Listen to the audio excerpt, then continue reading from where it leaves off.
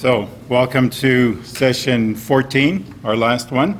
This is our last class. Just a few things about housekeeping things. So there's a Q&A tomorrow evening at 7 o'clock. And those on my email distribution list, you'll get you've already received it, but get it again tomorrow. If you don't have it, there's my email on the screen and I can send it to you. We'll also do an evaluation at the end. It's a really simple one, but it would be great if we could do it here. And it'll only take you 5 minutes to do, and I'll hand it out. But if you prefer to do it online, it'll be part of the email tomorrow as well, and it could do it as well that way too. So I want to say thank you to Gary and Kathy Bergen. They're the ones that have been video recording this all the way through and putting this on YouTube. It's all real technical stuff for me. That's a challenge for me, but Gary makes it look really easy, and then Kathy's always here with him. So could you with me we'll say thank you to them. So thank you, Gary and Kathy, for this. So the plan for today is I want to look at 7 theological themes. Then I want to make some general comments or observations. Then talk about some resources in terms of your continued journey, perhaps with this book, and then leave 5 minutes at the end for evaluation. So I did an exercise at least 10 years ago where I went through a process of identifying the different themes of Revelation, and really it was a theological exercise. So what we've gone through in the last number of weeks here, the last 13 weeks, is really a biblical journey. It's biblical theology, but then as soon as you try to summarize it in terms of what is the book of Revelation saying, then you're into the area of theology. And so I went through this exercise 10 years ago when I basically identified these statements to summarize the book. Nothing new or surprising in terms of what I put together. There's some really outstanding books out there. A gentleman by the name of Bachman wrote a book on theology of the book of Revelation back in 1993. It probably is the gold standard that's out there in terms of theology books around Revelation. All kinds of people quote them, and it's about 200 pages long, but you got to read it slowly. It's full, and it's very... And then a new one came out recently, a gentleman by the name of Thomas Strauss, The Joy of Hearing the Theology Book of Revelation in 21. And again, about a couple hundred pages long, a little bit more accessible than Bachman, and it's easier to just understand what he's saying. But again, when I have here, there's nothing new under the sun on what I've put together. It's consistent with what theology books on Revelation have stated in the past and present, except in my words as I went through this journey. And basically what I did was I photocopied the book of Revelation, and then I color-coded. I had these different themes, and then I went through the whole book of Revelation, and the persecution theme was one color, and Christ on the throne was another color. And so ultimately, just to test it to see if all of the book of Revelation could ultimately fit in with these 7 theological statements. So let's walk through those statements. About half our time will be dedicated to this. So 1. And by the way, the fact that there's 7 here, it's just the way it worked out. I mean, it's wonderful it worked out to 7, but I'm not suggesting that somehow, John, I've got 7 theological themes that I want to write about, and here they are. But, for Harry, it's a delight that it came out to 7 for me. And I wasn't really trying to fudge anything, It's just like, again, but number 6 doesn't work for me as a number, and number 8 is just a little bit too much. But 7 is just right. So, persecution, present and anticipated. So present. So again, written from the perspective of the 7 churches. So for them, there was persecution that was happening. But Revelation is a prophecy as well, so there is an indication that suffering is coming. And suffering not only to the early churches, but through the centuries as well, and through to today as well. So persecution, present and anticipated or future, is central to Revelation. Will believers remain faithful, or will they compromise? So that's kind of a key question in Revelation, especially coming through in chapters 2 and 3. This historical contextual dynamic as well as an appreciation for the apocalyptic genre is critical to understanding this book. So, I mean, again, there's three different types of literature here. It's letter, it's epistle. This is a whole book is a letter to these seven churches. It's prophetic, it's prophecy, and so at different times John goes into the prophetic mode, but also it's apocalyptic. And apocalyptic is fairly easy to identify when you're in chapter 9 and you have all these locusts, or chapter 8 and all these trumpets and all these strange images, and we're finding yourself say, what is John talking about? You're probably in the apocalyptic vein. So the whole book isn't apocalyptic. So chapter 18, when you're talking about Babylon, well, that's not an apocalyptic vein right there, but it's talking about the judgment that comes upon Babylon or the Rome. Now, I haven't listed all the passages, but I will point to a resource to you later where you could have all of the passages.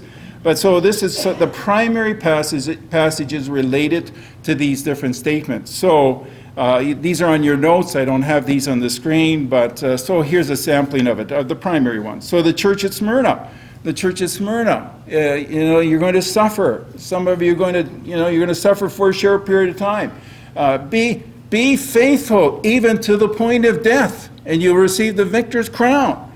So there's that exhortation that comes to the church at Smyrna. But it's not only to the church at Smyrna, it's to all the churches, because one letter for one church is for all the churches. And so you get this appeal to be faithful even to the end. Church at Pergamum, in my notes, I got a miscue there. I have Thyatira, but it's Pergamum. You got the story about Antipas, my faithful servant, who died already for his faith.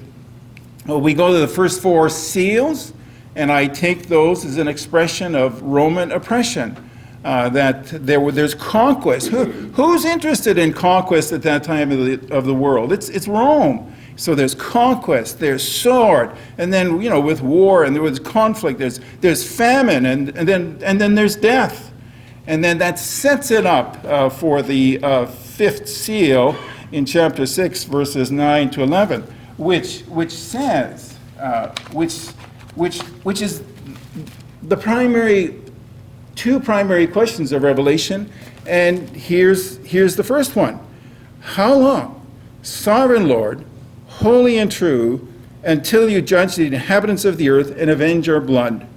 Then each of them was given a white robe, and they were told to wait a little longer until the full number of their fellow servants, their brothers and sisters, were killed, just as they had been.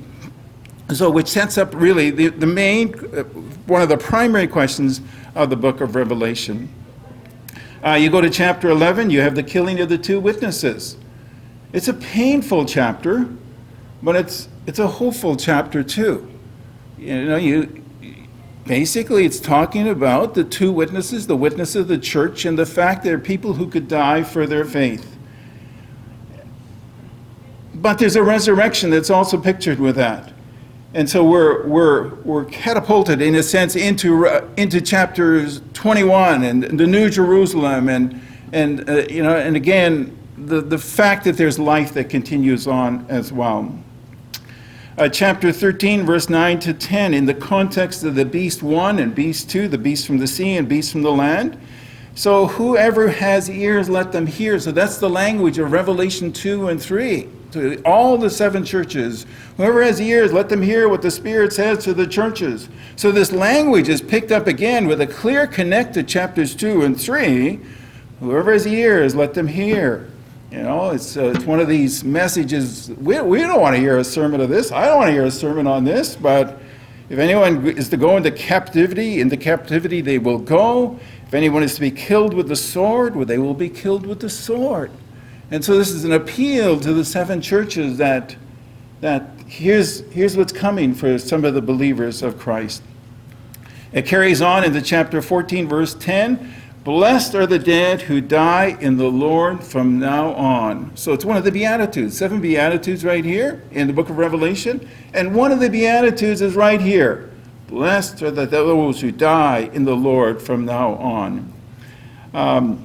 Then when we get into chapter 17 and 18 and 19, it appears 2 or 3 times where in all of this judgment and this condemnation of Babylon, which is Rome, we get this we get a line that just reminds those 7 churches, this is where it's going. He will avenge on her, Babylon, what? The blood of his servants. And underscoring again this one primary thought here.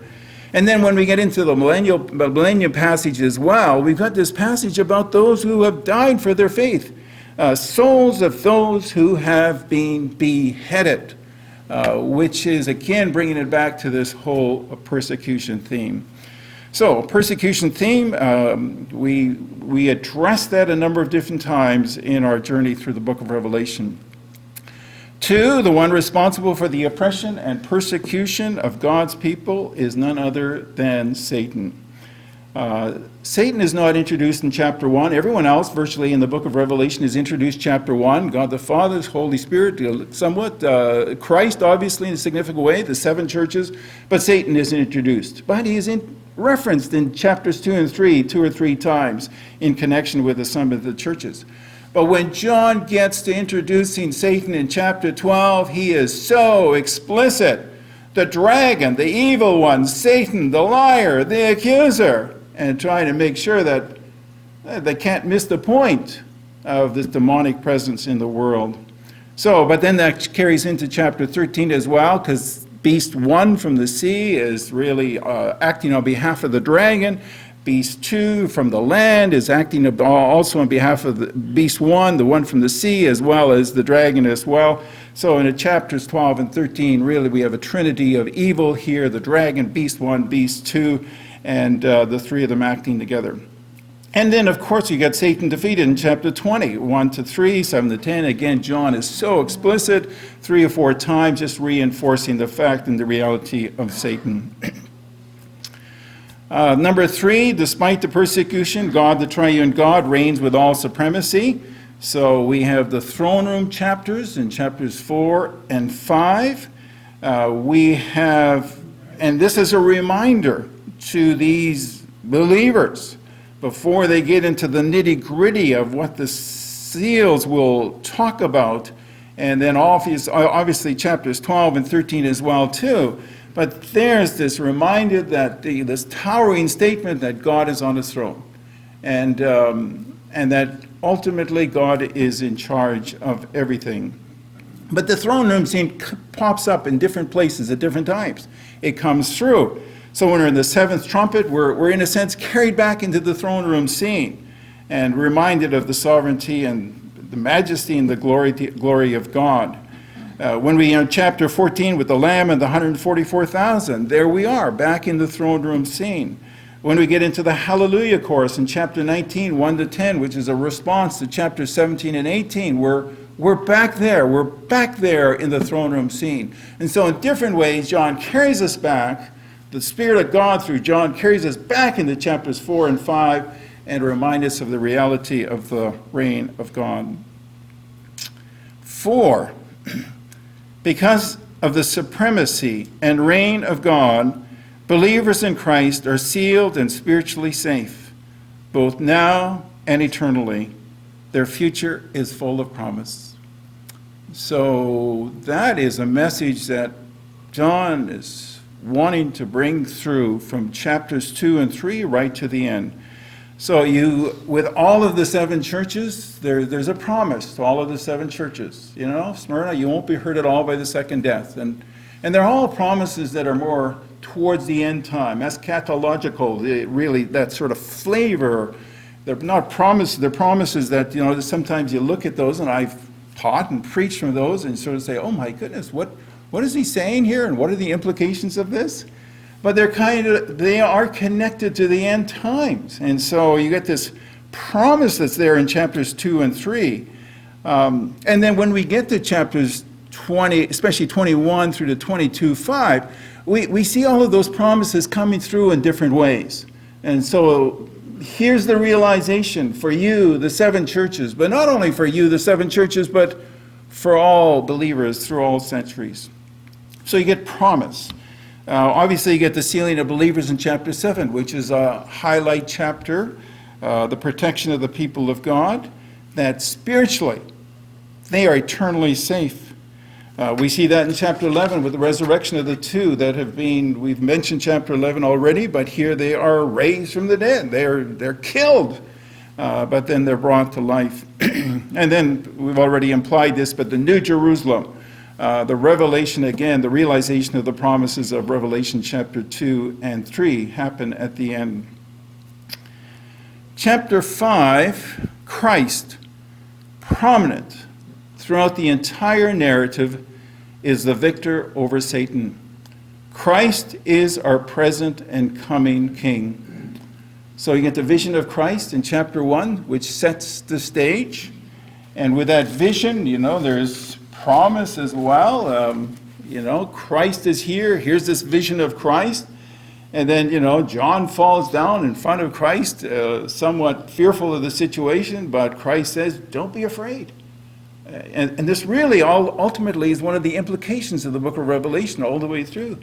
Don't be afraid. I'm the first and the last.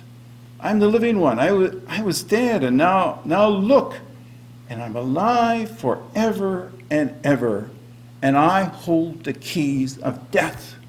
And so the implication of that is, this vision of Christ is that he holds the keys of death, and yes, people may die for their faith. It's painful, but it's okay. A long-term perspective, an eternal perspective, connects us to Revelation chapter 21. Christ is there with the seven churches, chapters 2 and 3. And again, I have a red letter version Bible where everything Christ says is in red. So chapters 2 and 3 are all red. So Christ is there. He's talking to these seven churches. He's interacting with them. He's affirming and encouraging, challenging them in terms of their walk with him. Christ is there in chapter 5 with the throne room scene, right? So he's chapter 5. God the Father is really introduced in chapter 4, but there we have Christ in chapter 5, and he is the one who's given, he's the one who can open these seven seals. He's the one that's going to reveal what's coming. And so that we see Christ there. We see Christ in the dragon chapter 12. So we have the birth of Jesus Christ. It's very brief there. We have the ascension of Christ that happens in those early verses as well. But then we have the triumph of Christ as well. That is clearly indicated in that chapter. We have the Lamb standing, Christ standing on Mount Zion. So I gave indication to you that, chapter 14, verse 1, a really significant passage for me as I was working through Revelation and meditating on it, and just the sort of the darkness of chapters 12 and 13, and again, probably there wasn't a division chapter in chapter 14, verse 1. That's kind of that was an artificial thing, and maybe it was a wrong place that it was put. But you come out of all of this, and you come out with this the verse right before this is this intrigue about the number 666, and there's so much time and energy that's invested into 666, which is, and I understand that, but probably the place to invest energy is chapter 14, verse 1, the verse right immediately after that. So then I looked, and there before me was the Lamb standing on Mount Zion, and with him 144,000 with his name and his father's name written on their foreheads. So this is an appeal, John to these seven churches going through these two dark chapters, but he really wants them to feel this. I looked and I saw a Lamb standing on Mount Zion, and with him the 144,000 who had his father's name written on their foreheads. So Christ is there in chapter 14. Chapter 19, verse 11, the return of Christ, the rider on the white horse. Perhaps my favorite, maybe one of my favorite images from the book of Revelation. There's a turn, there's Christ, the return of Christ, and here he comes. But again, there really is no battle that happens. It's sort of like a cleanup, things, he cleans things up, and so it just happens so quickly and decisively. We get the reign of Christ in chapter 20. We likewise reflected in the New Jerusalem, chapter 21, especially 22 to 27. And then in the last chapter, we have concluding words from Christ. And again, my Bible is a red letter Bible, and so there are words there that reflect the the interpreter's perspective in terms of where Christ may well is being quoted or speaking to John. Am I ahead of you? Okay, so this was 5. Christ prominent throughout the entire narrative is the victor over Satan. Christ is our present and coming king. 6, there is a day of judgment coming on all wickedness and evil, including nation or nations responsible for the oppression and persecution of God's people. Justice will be rendered. So that there's justice against nation or nations responsible for the oppression of God's people, but Revelation becomes more than that. It becomes a revelation of the judgment of all wickedness and evil. And so we see that reflected, especially, with the return, it was chapter 20, and the white throne as well. So, but judgment coming on all wickedness, we see that with seal number 6, the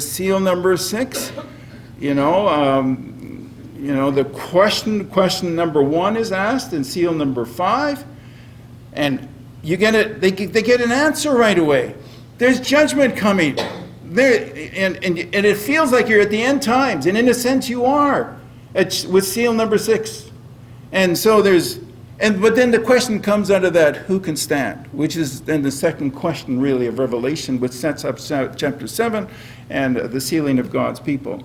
But again, you get this judgment that happens with seal number 6. And then, of course, there's a lot of judgment in Revelation, the 7 trumpets, chapter 8 and 9 especially, and then with an interlude carrying through to chapter 11 in part. But it's introductory. It's limited. It's like a third, But then when we get to the bowls of God's wrath, it's full. It's complete. It's intense. So it goes from chapter 15 right through to chapter 19, verse 10. Then, of course, you get the judgment of the beast, the false prophet, and the Satan himself, now introduced in reverse order from chapter 12 and 13. And then, of course, we get the white throne as well in chapter 19, verses 11 and through to 15. And then the final one is believers secure in Christ are called to be faithful and true, even under the threat of death. To be victorious overcomers, commitment must prevail over compromise. And now we're kind of in we are in chapters 2 and 3. Some verses on this, right from 1:3, and we talked about this last week. Blessed is the one who reads aloud the words of this prophecy, and blessed are those who hear it and take to heart what is written in it, because the time is near.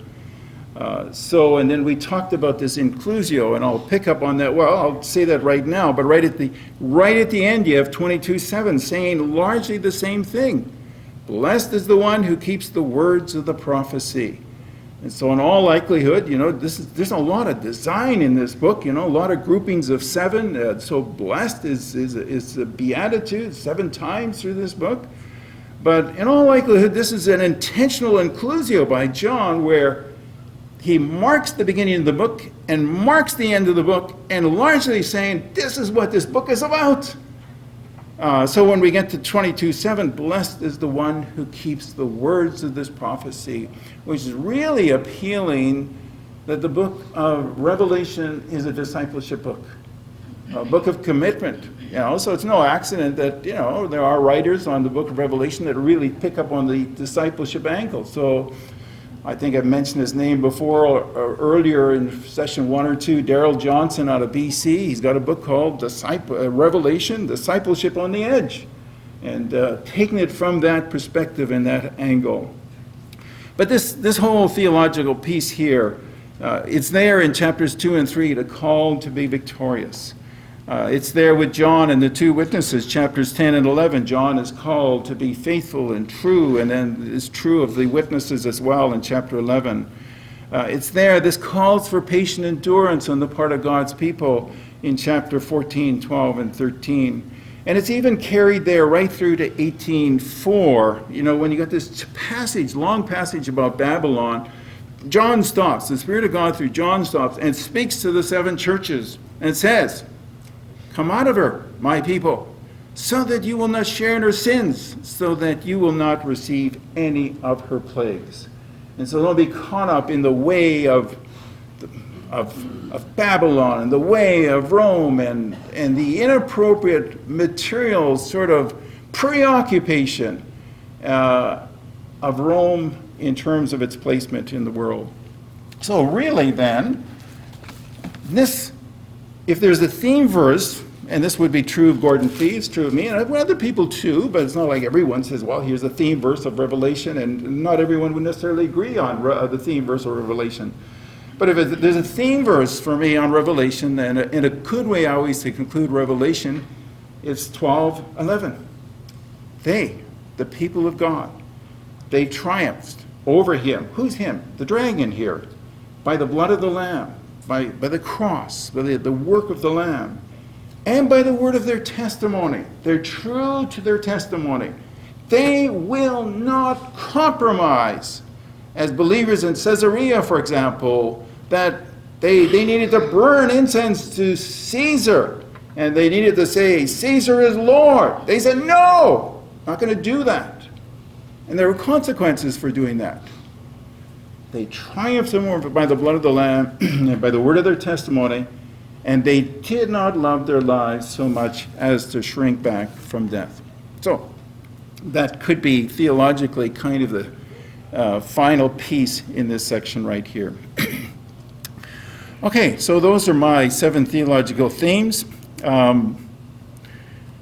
If I could shift and go in a different vein here and just some observations. And now these are more general observations about process and what we've covered and what we haven't covered, and 1 or 2 comments about interpretation differences. And so we're going out in a totally different vein here just for 7 or 8 minutes. So what we endeavored to do in this class. So when I looked at this class description that I put together going back, whatever it was, 3 months ago, this class will interpret Revelation from the perspective of the 7 churches. So that's really important to me, and in that vein that I am, that this needs to have made sense to the 7 churches. And as hard as it is, I think I'm trying to mimic what would have it been like for these 7 churches, hearing it for the first time, being read, and it takes 70 minutes to read it, and they know the context, they know these images, and they know what's going on, and what did this book mean on a 70-minute read for them? That's what I was trying to capture in terms of this book. So this class will interpret Revelation from the perspective of the 7 churches written against the backdrop of end times. Key emphases will include the centrality of Christ, persecution, the security of the believer, perseverance, the throne of God, Satan, the nature of apocalyptic literature, judgment, return of Christ, the rendering of judgment, and the New Jerusalem, and finally, commitment over compromise. So that's what I've endeavored to do. Stay largely in the book of Revelation, trying to recreate as much as possible what I think would have meant for the early church. So, what did we not do? Well, there's a lot we didn't do. So there's a lot we didn't do. So one of the things we did not do is we didn't spend a lot of time looking at Old Testament passages that are connected to Revelation. Some people are so occupied with Revelation that they're looking to the future. And some people say the way to understand Revelation is to look backwards and to look in the Old Testament. Well over 50% of the language of Revelation comes from the Old Testament. And sometimes some of the nuances in terms of interpreting something comes from looking back at the Old Testament passage. But we didn't do a lot of that, largely because of time. So there's a lot there. So, I mean, for example, there's a gentleman by the name of David Ani who's written a commentary, commentaries, plural, on Revelation. So he's got 3 sets. So can you imagine? And this is like 1,700 pages. So how could anyone write 1,700 pages on Revelation? I haven't read it, but I do have one of the volumes. But a big part that David Ani does is he really digs apparently into the Old Testament passages. And so it can be beneficial in terms of interpreting. We get a sense of what Revelation means today by going backwards into the Old Testament. So we didn't do a lot of that, just didn't have time. And again, for me, going into the Old Testament is a lot of imagery that comes from there. We didn't provide really an outline of all the major views around the millennium. Why? Well, I'm influenced by Gordon Fee, and when Gordon Fee taught this course, I'm sort of mimicking how he taught the course, largely. I think part of it is he really wanted his participants in his class to hear what this book meant to the early church.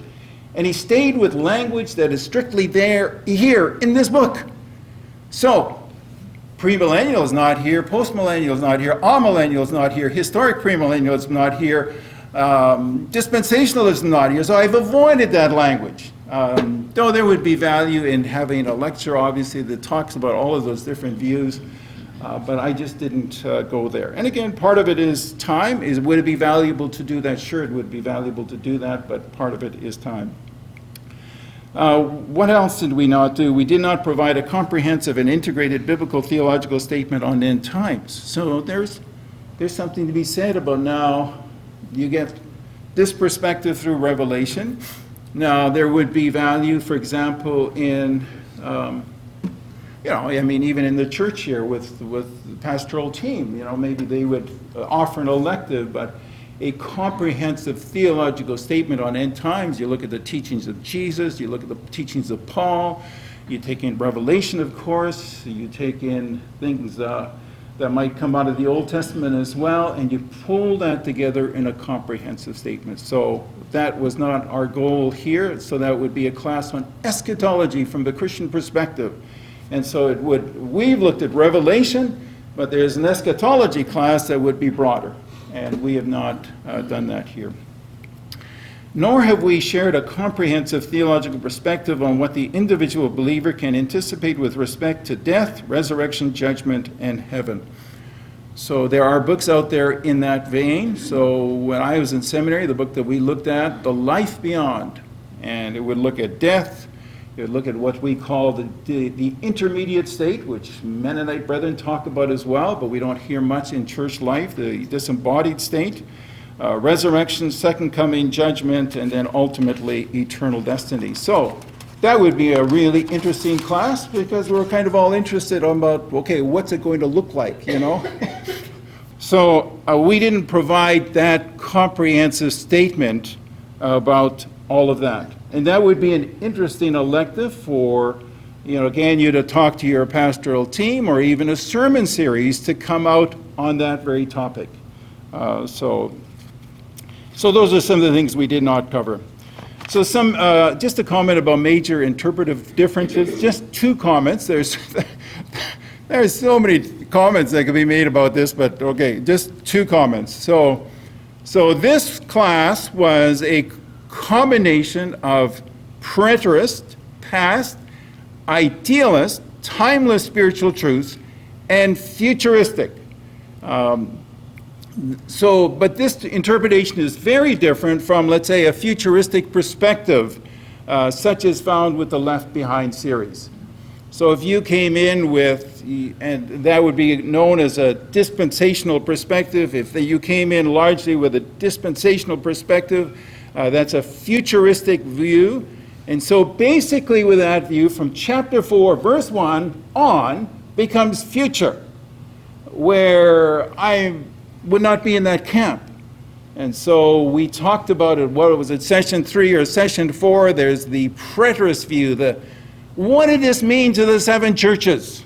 All the way through, So again, Marty Cooley has a book on Revelation, then he addresses that very thing. How did the church at Smyrna read the whole book? How did the church at Ephesus read the whole book? And so anyway, I come with that preterist, the idealist, time of spiritual truths, and futuristic, But again, it would clash. It would clash with a Left Behind series approach. I mean, they're not different. They are radically different in terms of how you interpret those two books. So that would be one major overall. One that I would just cite within, just so you're aware of this, I'm going to mention a resource here right away that you just maybe want to be conscious of this, but one difference that can happen with the 7 seals, the 7 trumpets, and the 7 bowls is we interpret the 7 seals. I'm part of that interpretive stream, that it's an overture. It gives indication of what else is happening in the book. So again, this conquest, the sword and the famine, and just the fact that it flows into seal number 5, that first primary question of the book of Revelation. So I don't take it as judgment. So some of you might have picked that up, and some of you might have had a background where you say, well, aren't the seals judgment, and the trumpets judgment, and the bowls of wrath judgment? And there would be many interpreters that would go that way. So I cite one of the differences within this vein of interpretation that you would run into if you're reading more about Revelation. And I think there's good reason not to take it as judgment, and the judgment to begin with the trumpets. The trumpets announce judgment, and that's where judgment begins. And so at least for me, and again, there are different arguments for that, but that's one that I would point out to you. Okay, some potential resources for you. So, I'm not a Left Behind series, I'm not a dispensationalist. And why? Well, the word dispensation, people are that perspective. There are different dispensations in time, beginning all the way from the book of Genesis all the way to the millennium. And so you got these different dispensations, and it's connected into a futuristic perspective. But again, I'm not that. So I've actually had to then wrestle, or I try to identify and articulate with, why am I not a dispensationalist? Why am I not that? But I've interacted with people who have critiqued the dispensational perspective quite a bit in their writings, and anyway, so I have a 5-page document that I've put together that just for my own sake that articulates, well, why am I not a dispensationalist, okay? So, but anyway, if you wanted a copy of that, email me, and I'd be pleased to send that to you. Number 2, listen to the book. And I suggested this last week, you listen to the book. Did any of you get a chance to listen to the book audio-wise? Oh, Doug, you did. Okay, well, 2 or 3 here, so 3 or 4. So I listened to the latter one this week by Karen Heimbuch, dramatized, no less by the London Symphony Orchestra. So, I mean, it's music that's all the way through, and even when you got the trumpets playing, there's trumpet that comes through, and when she's reading that. So, and it depends what you like. Some I found it was very dramatic for me, and but it might be a little bit. Others might want just don't give me the music. The music gets in the way. It's too much, So, but anyway. The outline that I've provided to you, that I don't have the copies here, but I've sent it to you electronically, but you might want to listen to the whole book with that outline in front of you and just get a flow for it and a feel for it, because that's really now beginning to sort of connect with how the early church would have connected with this very book. Yeah, they would have listened to it. Read. There's a recommended commentary, obviously by Gordon Fee, that would merit your attention and your time. Listen to Gordon Fee. Gordon Fee died 2 or 3 years ago, no longer alive. And the audio series at Regent College, I think because of copyright issues and whatnot, the whole library and bookstore was no longer making things available. But I have a copy on my computer, so you'd have to listen to it on your computer, I guess. That I bought years ago, but if you wanted that, and I have permission to do this with this class, in terms of if you wanted to listen to Gordon Fee teaching the book of Revelation with all of his intensity and all of his passion, I can make that available by way of a memory stick, and if it's profitable to you, you're not obligated, and I'm not a salesman for Regent College, but if you wanted to, then they said, the person can make a general contribution to Regent College. Another resource that I have identified on there is Dave Mathewson. He teaches at Denver Theological Seminary. Probably, he's one of, I think he is a New Testament person, but his expertise is in the book of Revelation, maybe in other areas of the New Testament as well. But he has a series on YouTube, 30 YouTube videos, each about 50 or 60 minutes long. And if you search it, it would come up. So he's going to interpret Revelation largely like Gordon Fee, largely like what you've heard here. Though with the 7 seals, he will take those as 7 judgments. And so there's a difference there right away. And then you could work through a small group resource. I have a draft copy of an untested and small group reading resource built around the 7 theological themes. I have to update it though. It would be available at the end of the summer, but it's be 10 sessions long. And the first session, you come in, you have an introduction around the book of Revelation. And then session 2, you'd listen to the whole book with some guided notes, listening to one of these audio resources. And then sessions 3, 4, 5, 6, 7, 8, the next 7, you'd go through each of one of the theological themes and read those passages with notes associated with them. And then at the end, you come back and you listen to the whole book again and get a feel for the book of Revelation. So, should you want a copy, send me an email this week, and I would send you this resource probably the end of the summer by August. So, it was a blessing to be involved with all of you around Revelation. Thank you for your engagement. And this is quite surprising, that you have stayed with the book of Revelation thus far.